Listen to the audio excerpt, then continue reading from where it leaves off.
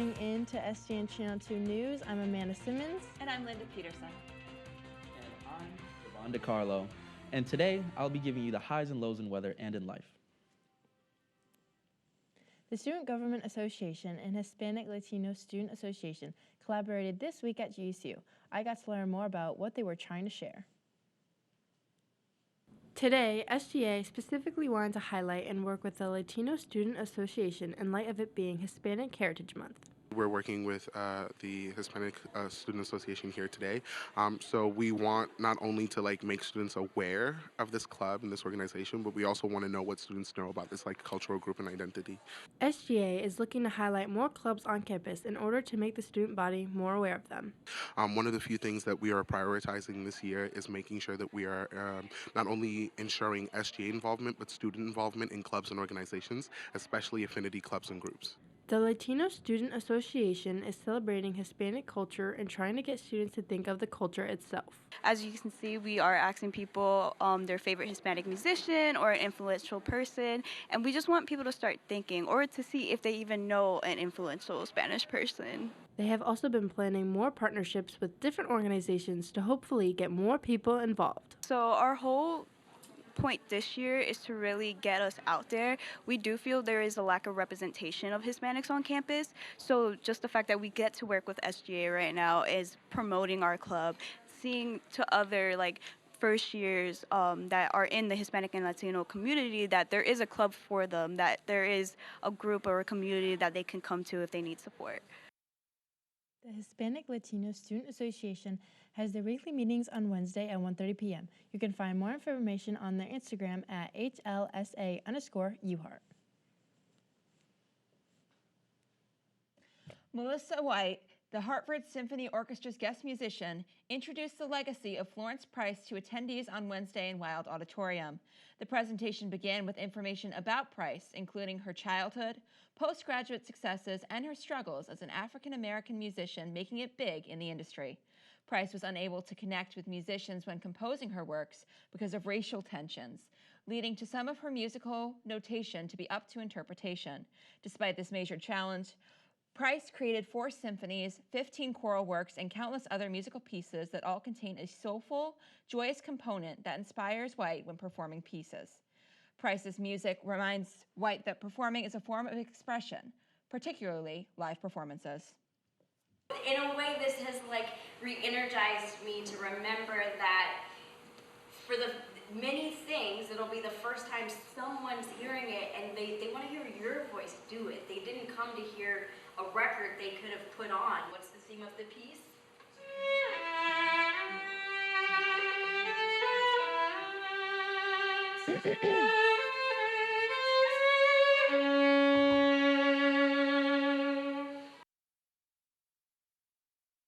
UHeart's assistant professor Amanda Freeman recently had her essay, Why Millions of Girls Are Doing Unpaid Care Work This Summer, published in Times Magazine. The AP co-wrote the piece, The Retired Lisa Dotson of Boston College. It discusses the unseen labor of young girls throughout their adolescence and their efforts to maintain the home while their mothers are away, putting in long hours to provide financially. Coming up on the show, are you looking to travel to a land far, far away? Fret not. We're here to give you the scoop on how to study abroad. Then a Connecticut group home is under investigation after a former resident comes forward with serious allegations. After that, go see The Whale. No, not the Oscar-nominated movie. It is a portrait in the library meant to represent the importance of keeping our oceans clean.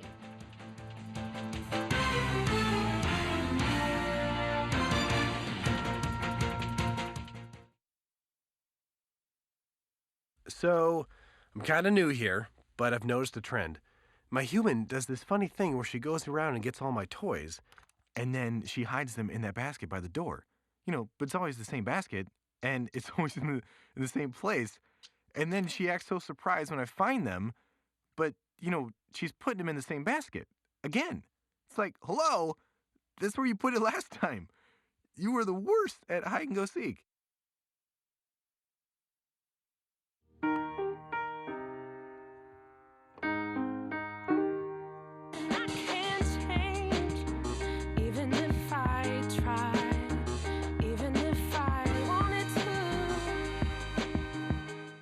There are 16 million children struggling with hunger in America.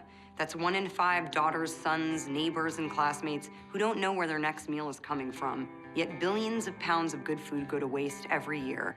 It's time we do something about it. Feeding America is a nationwide network of food banks that helps provide meals to millions of kids and families in need. Visit feedingamerica.org to help them feed even more. Together, we can solve hunger. Together, we're feeding America. This is the moment I knew his future had no boundaries. There are some moments only the forest can inspire. Find yours at discovertheforest.org. We're bringing you the news as it happens on STN Channel 2.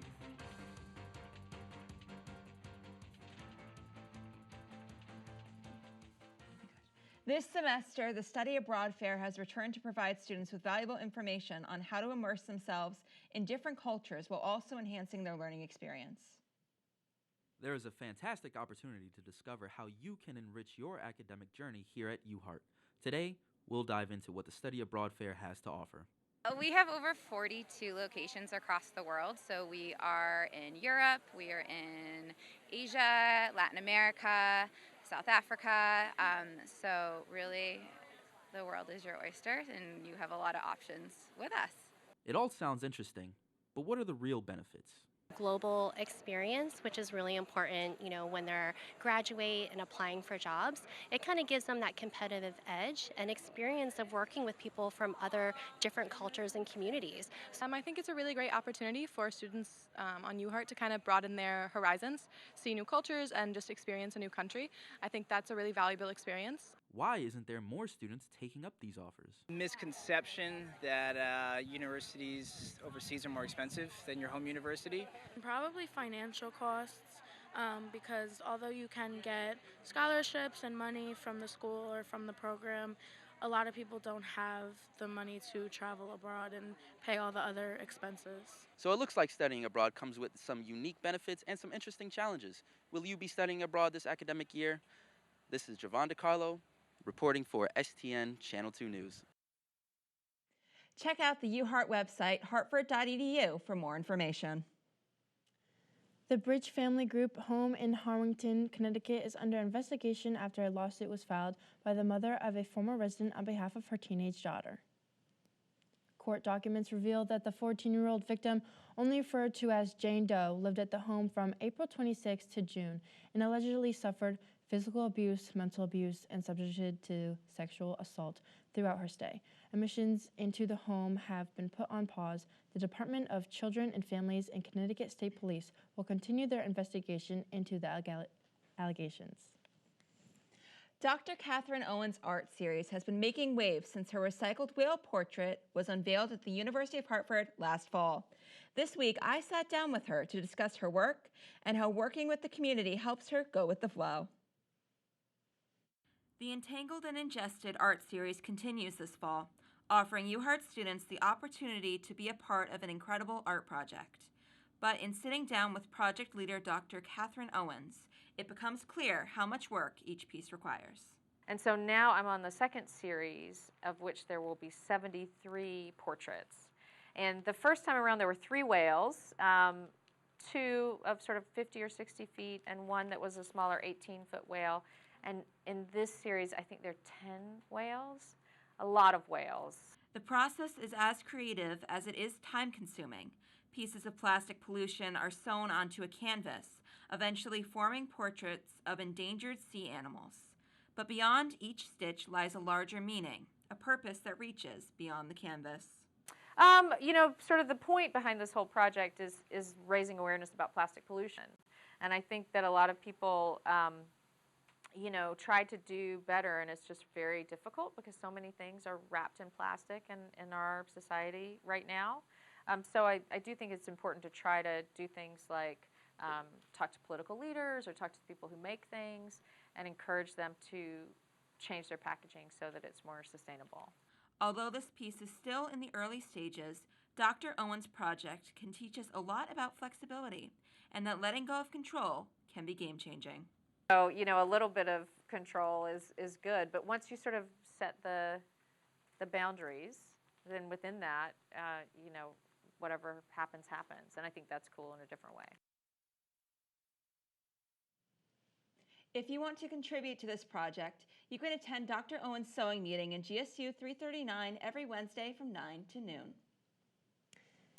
East Granby must have that something special for their third time in just over a month. The Phillips 66 gas station off of Route 2 has distributed a winning lottery ticket for big bucks. The latest Connecticut winner hit the cash 5 for $100,000. I guess you could say those in East Granby are feeling grand.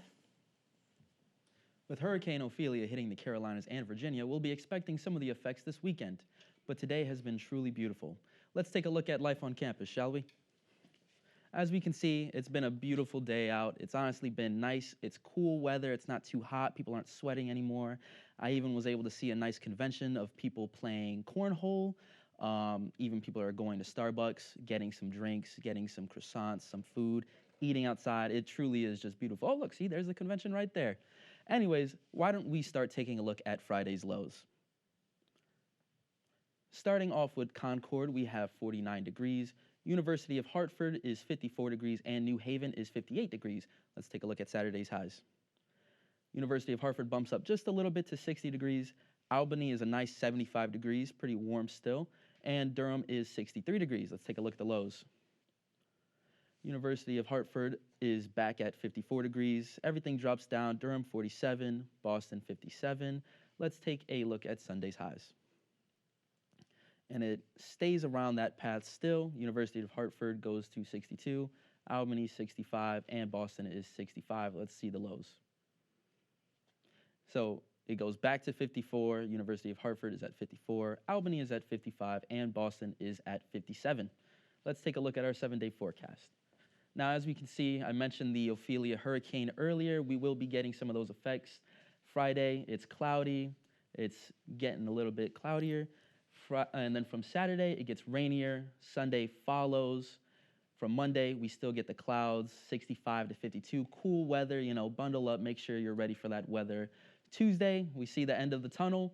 It's a little bit brighter, cloudy, but we're getting there.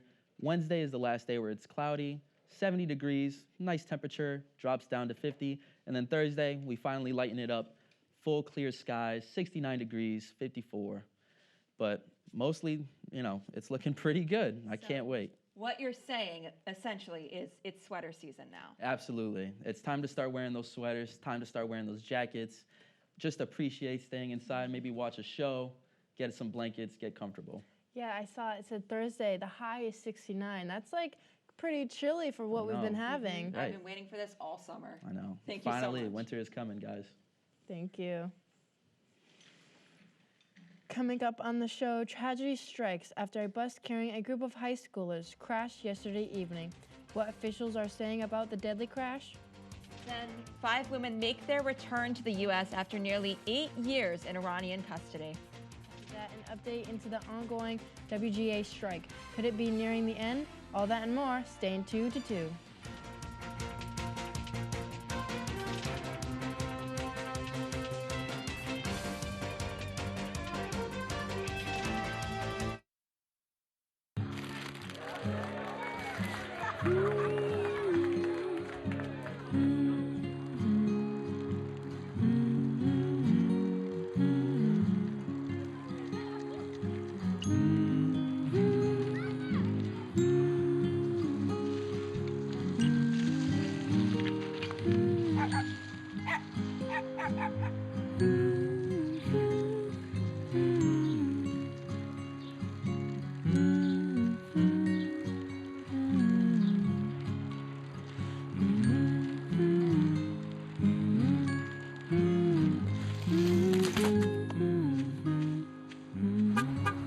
Things you've done with your bike, donating it to Goodwill may be the most incredible of all.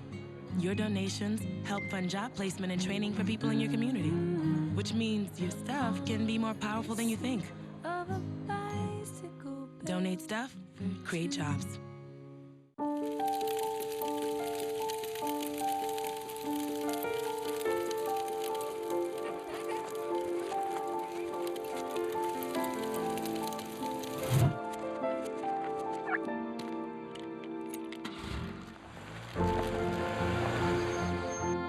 Did you know parking over tall, dry grass can spark a wildfire?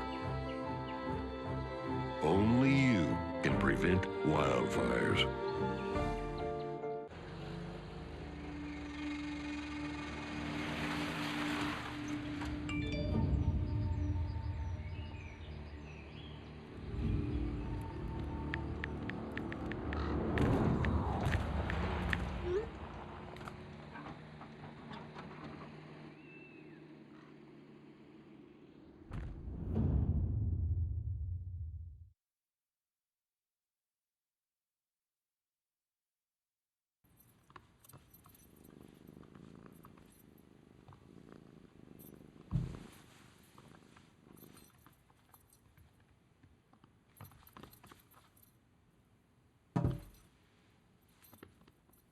There's a shelter pet who wants to meet you. Meet one today.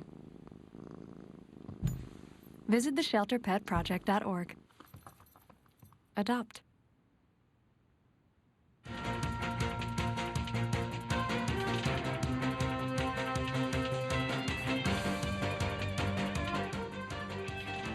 Dead and 40 more are injured after a bus carrying a group of high schoolers and faculty crashed on I-84. Officials say the charter bus, which was carrying high school students from Farmingdale High School en route to band camp in Greenlee, Pennsylvania, veered off the road just after 1 p.m. and fell down a 50-foot ravine. The bus had a total of 44 passengers, including 40 students and 4 adults. The 2 that were killed have been identified as 43-year-old band director Gina Pelletiera and 77-year-old chaperone Beatrice Ferrari. The cause is still being investigated by the National Transportation Safety Board and state police. However, in a press conference, Governor Kath Hochul said the preliminary findings were that a tire failure in the front tire of the bus may be the reason for the crash. Earlier this week, after spending several years in Iranian confinement, 5 Americans were released in exchange for a prisoner swap and cash injections. In 2015, the Americans were sentenced to nearly 10 years in Iranian custody on spying accusations where they were, quote, horribly abused, end quote. U.S. authorities claim they were wrongfully arrested, but Iran denies the allegations. Americans Ahmad Sharji, Murad Tabaz, Siamak Namazi, and 2 others who did not want to be identified returned to U.S. soil early Tuesday, which included the transfer of $6 billion in frozen Iranian funds that President Joe Biden says to be spent on humanitarian needs, but Republicans say it's a ransom that could lead to the imprisonment of more Americans. I think what we have to do is find a policy once and for all that puts an end to hostage diplomacy. The liberated Americans will have the option of participating in a Department of Defense program referred to as post-isolation support activities that will help them adjust back to normal life now that they are home with their loved ones. This has been Ciara Phillips reporting for STN Channel 2 News. In a statement issued on Monday, Joe Biden said, quote, "We will not stop working until we bring home every American held hostage or wrongfully detained," end quote. Today marks day 144 since the Writers Guild of America went on strike, and today they returned back to the bargaining table. The WGA, AMTP, and the CEOs of major studios Netflix, Disney, Universal, and Warner Brothers / Discovery will return back to the bargaining table today as we hopefully near the end of the 5-month-long strike. Previous to Thursday's meeting, the last time they met at the table was in late August, in which the WGA recounted the experience as a lecture from the AMTP rather than a negotiation. One of the main causes of the strikes is the lack of residual pay for programs on streaming services. A report from Deadline concluded that the cost of filling the requests of the WGA less than 1% out of each major company's revenue. The WGA sent out a memo yesterday evening encouraging its members to be on the picket line today. We will continue to provide updates as negotiations progress. Coming up on the show, the national women's soccer team in Spain end their boycott after striking a deal with the federation. After that, we see how our women's soccer team fared in their matchups this week. Then remember that sun we mentioned? Still shining bright as we dive into the CT Sun's advancement into the playoffs.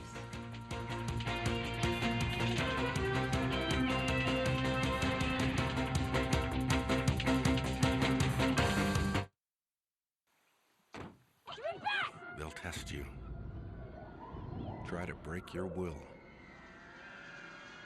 But however loud the loudness gets, however many cheese puffs may fly, you're the driver, the one in control. Stand firm. Just wait. And move only when you hear the click that says they're buckled in for the drive. Never give up till they buckle up. What if you could invest in the future? The future of kids, like a stock. Not the kind of stock that's about making money, but a stock for social change. A whole new kind of investment called Better Futures. When you invest, it helps kids go to college. Believe in us, invest in us, watch us grow. My name is Sydney, and I'm your dividend.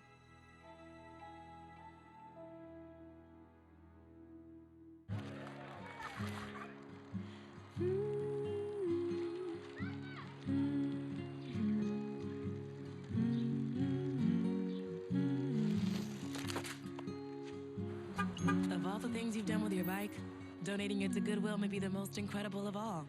Your donations help fund job placement and training for people in your community, which means your stuff can be more powerful than you think. Goodwill. Donate stuff, create jobs. And now, back to the news on STN Channel 2. In Spain, there's been an update on their soccer team. Cool. The ball is now rolling once again for Spanish soccer players after over a 7-hour meeting was held to discuss the fate of the national team this past Wednesday.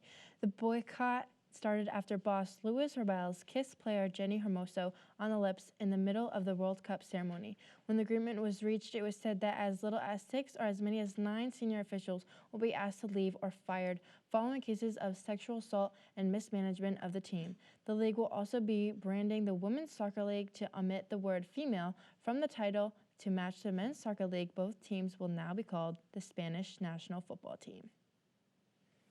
Well, Ryan, more on sports. Why don't you bring us over there? Absolutely. Let's do it. Hey, let me tell you guys something. It's been a short week for Hartford athletics, but it's been the longest week of your life for your fantasy teams. Let's not waste any more time. Let's just get right into it here. The women's soccer team traveled to Waterville, Maine to take on the Mules of Colby College. Could they grab a win? Let's roll the tape. The Hawks suffered a tough defeat Tuesday to the White Mules of Colby College. The final score came out 2-1. Rebecca Optenbrow opened the scoring with an assist from Amani Jenkins at the 35th minute of the game. The Hawks pushed and played well all the way through the half and kept up the intensity into the second half.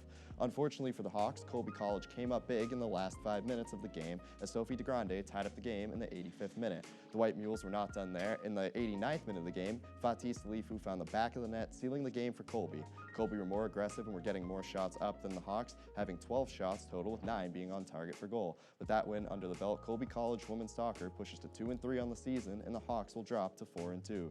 The Hawks will look to revive themselves as they take on Gordon College this Sunday. And for upcoming games, this Saturday is looking to be full of action as the Hartford cross-country teams go to the 55th annual Codfish Bowl meet. The women's team will be competing at 12:15 p.m., while the men's team goes on at 12:50 p.m. After that, the women's volleyball team faces off against the Endicott Gulls at 1:30. Then both the Hawks men's and women's soccer team welcome the Fighting Scots of Gordon College to Hartford. The women's team will be facing off at 4 p.m., followed by the men at 7. Saturday is Red Alert Day. If you're going to any Hawks game on Saturday, make sure to wear red. The Connecticut Sun have wrapped up the first round of the WNBA playoffs on Wednesday as the Suns defeated the Minnesota Lynx in a 3-game series. The Suns are in the playoffs for the 7th straight season and are led by WNBA Coach of the Year Stephanie White. In Game 1 of the series, the Suns defeated the Lynx with a blowout win of 90-60. The team's leading scorer was number 24 Dawana Bonner with 17 points. In Game 2 of the 3-game series, the Lynx ended up taking the edge nail-biter of 82-75 final. The Suns' leading scorer was number 25, Alyssa Thomas, who played all 40 minutes, scoring 28 points. She also led the team in assists with 6 rebounds and 8 assists. However, the Lynx did win the game. The leading scorer was number 21, Kayla McBride, with a total of 28 points. In Game 3 of the series, which was the deciding game, the Suns ended up defeating the Lynx with a final score of 90-75. Leading the scoring for the Suns in Game 3 was again Alyssa Thomas with 28 points, while her teammate Dawana Bonner scored 25 points. Thomas led the team in assists as well with 12 assists. For the Lynx, however, the top scorer was number 24, Nafisa Collier, with a total of 31 points. The Connecticut Sun take on the New York Liberty for Game 1 of the second round on Sunday, the 24th at 1 p.m. The game will be held in the Barclays Center in Brooklyn, New York. The Kansas City Chiefs and star quarterback Patrick Mahomes have agreed to a contract restructure. Both sides came to terms that Mahomes will be paid $210.6 million between the years of 2023 and 2026. This is the most money paid to one player in a 4-year span in NFL history. In addition, the $210.6 million over the next 4 years will be fully guaranteed. The Chiefs and Mahomes plan to revisit the agreement again after the 2026 season. Equity Sports' Chris Cabot negotiated the deal for Mahomes. And on Sunday, the New York Giants traveled to Glendale to face the Arizona Cardinals. Unfortunately, late in the fourth quarter, Pro Bowl running back Saquon Barkley went down with an ankle injury. After being helped off the field by trainers, it was later determined that Saquon suffered a sprained ankle and will be sidelined for at least 3 weeks. Will this injury affect Saquon's already injury-packed career? We'll find out in the weeks to come. Nick Chubb suffered what can only be described as a gruesome knee injury this past Monday night. The injury occurred when Chubb was hit directly on the kneecap by Steelers safety Minkah Fitzpatrick, the hit resulting in Chubb's left knee, which has already endured a dislocation, 3 torn ligaments, and cartilage damage in 2015, violently bending backwards. Chubb, a 4-time All-Pro, is likely out for the season due to the incident and will be sorely missed by an already struggling Browns offense. Yeah, I really hope he recovers soon. You know, that's a tough injury. He was on my fantasy team. I think my season's over now. A real shame. Folks, I just want to apologize. I actually forgot to mention it is the first day of fall. First day. It's the first day of fall. It is the first day of fall. I was so worried about the people over in Virginia and the Carolinas that I just completely forgot to mention it. You know what I'm excited for? I'm excited for the leaves to change. In Connecticut too. specifically, like the leaves, they turn all red and orange, and they're so pretty. We got hikes to see the leaves. Big E is here. Yep. Festivals. And on campus, we have a commuters association that is having a game night tonight, or Thursday, I believe. Thursday from 7:30 to 8:30, and it should be amazing. One of our hosts, Albany, she will be there. You know what I think is funny? The Diversity of Student Success is holding a ice cream social in Alumni Plaza from 7 to 9 on the 22nd. But we were just talking about how like the weather has been getting chillier, but everyone's going to be outside eating ice cream on the 22nd. I want ice cream. Hey, I don't know about the rest of you. I know it's fall, but No, I want ice cream. 22nd. You can't say no to ice cream. Ice cream Is it? is not a seasonal I will be dessert. eating ice cream in like my oversized like Rory Gilmore style sweater. It's perfect for any weather. Ice cream. Absolutely. Ice cream is there for You everyone. just add a maple scarf, syrup, a and scarf, it's a hat. automatically Right, exactly. a fall delicacy. That sounds incredible. I'm not gonna lie. Maybe I'll have to do it when I'm watching Sunday Night Football. Or even Yes. add some ice There you cream to go. some apple pie. As you should. Watch some football. Chill As back. you should. That's a whole night Turn right the there. heat up a Turn little the heat bit. up. And you know where else? You can get it at the Big E. Everything is there. And it's still rolling. I'm pretty sure. When does it stop? I know. Ends, I think first week of October. maybe. Somewhere around that time. But Right? I still have to make a trip there. And they definitely have a lot of, sweets there. Ice Lot of cream, sweets. etc., etc. they even got plenty of animals. Yeah. Thank you for watching STN Channel 2 News. This has been Amanda Simmons And Linda Peterson. Good night.